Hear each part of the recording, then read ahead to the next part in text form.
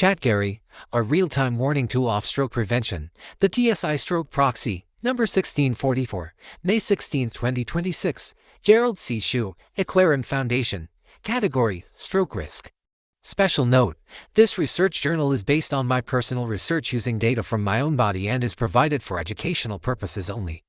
It does not constitute medical advice and should not be interpreted as guidance from medical professionals. After my hemorrhagic stroke in June 21, 2025, I gradually realized that my TSI stroke model had evolved far beyond a simple mathematical equation. Through repetitive daily observation, it slowly became an intuitive device inside my brain. At present, I use the TSI stroke model at least 20 times per day. Every time my glucose rises slightly above normal, I immediately pay closer attention to my systolic blood pressure SBP and pulse pressure PP equals SBP dBP. I often perform breathing exercises to suppress my SBP in order to maintain my TSI stroke value below approximately 95, a safe zone. This process has repeated continuously throughout the past 10 months. Over time, my brain gradually developed an instinctive sensitivity toward the complicated interaction among glucose, SBP, and PP. I can almost visualize the curves moving dynamically inside my mind. At the same time, my brain forms a graphic image of glucose gradually damaging blood vessels, while SBP acts like a hammer repeatedly striking my weakened vascular walls. My TSI stroke model is based on a simple formula using multiplication instead of addition. TSI stroke equals glucose 120 SBP dBP 45 SBP 120 amplifier. This equation is extremely sensitive because multiplication rapidly amplifies interaction effects. A small increase in one variable may appear harmless alone, but when combined with simultaneous increases in other variables, the total vascular stress may rise disproportionately. Please remember that multiplication means amplification. Through my own research, I gradually realized that glucose behaves more like a long-term structural damage process. It is similar to heavy trucks repeatedly crossing a bridge, slowly weakening the structure through accumulated fatigue over many years. High glucose gradually damages blood vessels, nerves, kidneys, eyes, and brain tissue. Pulse pressure PP reflects blood vessel stiffness caused by both aging and long-term glucose damage. Higher PP values greater than 45 mg usually mean the blood vessels are becoming less elastic and more hardened. Meanwhile, SBP behaves more like a hammer or an earthquake repeatedly striking weakened blood vessels. SBP fluctuations can occur rapidly within minutes. One strong hammer strike could potentially break weakened blood vessels. As a result, my brain now subconsciously monitors span PP continuously throughout the day, while glucose behaves like a slower and quieter background stressor. However, I am still closely watching all three variables at the same time. Blood pressure behaves very differently from glucose. SBP and PP fluctuate rapidly, almost changing every minute. Therefore, beginning on the 2nd of August 2025, 41 days after my stroke, I started measuring my blood pressure 20 to 24 times per day at both upper arm and wrist locations on both the right and left sides in order to capture these rapid changes.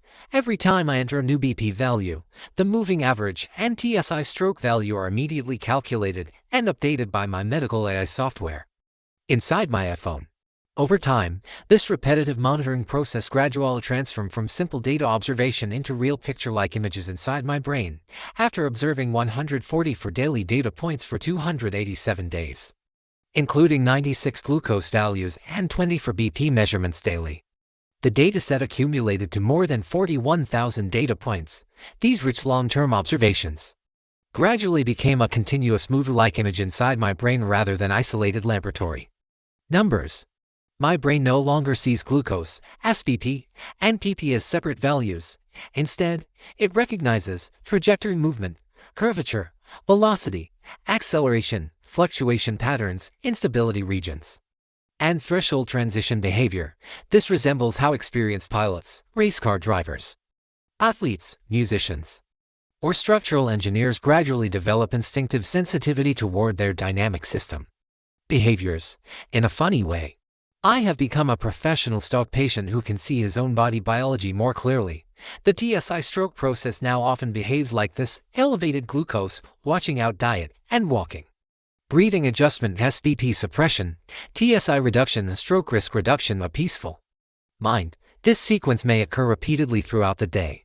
From my engineering viewpoint, human physiology is much more like a continuous movie than a collection of isolated pictures, such as individual laboratory testing numbers. Traditional medicine often relies on snapshot measurements such as office EP, quarterly HbA1c, and annual laboratory tests. However, snapshot measurements may completely miss the total and real picture of a patient's health risk. Over the past 17 years, I gradually realized that the most important health information may not lie in isolated numerical values themselves. Instead, the most important information often exists within changing patterns and long-term observations. This resembles the difference between viewing a single photograph versus watching a continuous motion picture. Please remember that a 2-hour movie contains approximately 170 to 1,800 individual still picture frames continuously updated over time. One interesting finding involves the statistical behavior of the TSI-Stroke system. The 90-day moving average correlations were TSI versus glucose equals 51% TSI versus BP equals 63% TSI versus SBP equals 19%. These correlations are not particularly high even though these variables are the core elements of stroke risk. This demonstrates the limitation of simple linear statistical interpretation when studying highly nonlinear biomedical systems. TSI-Stroke does notice addition.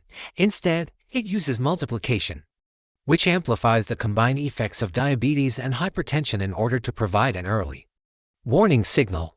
A bridge engineer does not study bridge collapse by averaging millions of bridges together while ignoring dynamic loading interactions.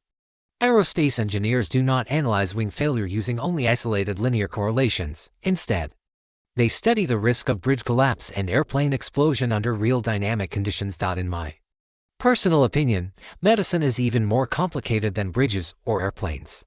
Therefore, why should we rely primarily on simple linear statistics alone to understand medicine?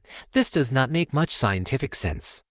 There is an old Chinese saying that you cannot understand the universe by using a telescope to look at only one corner of the sky. A linear statistical correlation is similar.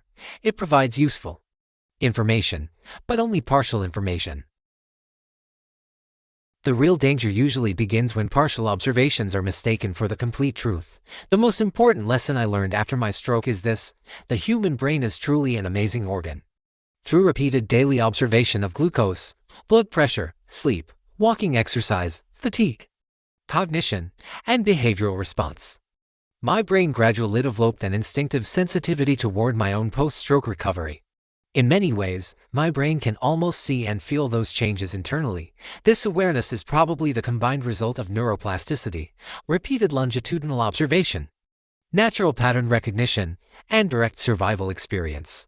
Epilogue: after my stroke, I gradually realized that survival is not controlled by one laboratory number or one doctor visit. It depends on continuous daily awareness, repeated observation, and small behavioral adjustments over time. In many ways, the TSI-Stroke model slowly became part of how my brain watches and reacts to my body every day. I believe that my strongest communication feature is probably not the equations. It is my ability to convert complicated biomedical dynamics into daily visual language that ordinary people can immediately understand. That skill is actually quite rare in any profession, particularly in the medical field. I am not running math with numbers and curves. Instead, I am projecting a real movie inside my brain. My brain bypasses numbers and equations almost entirely. When I look at stroke risk or health metrics, I immediately see the shape, motion, and potential life threat in real time. This paper is simply a series of screenshots showing how my mind naturally perceives the world, allowing readers to also see the movie I am watching. This content is provided for educational reference only and does not constitute medical advice. No doctor-patient relationship is created. You may share this summary freely, but it must not be altered, edited, or republished as your own. All intellectual property rights and copyrights for this article and its related materials belong to the author, Gerald C.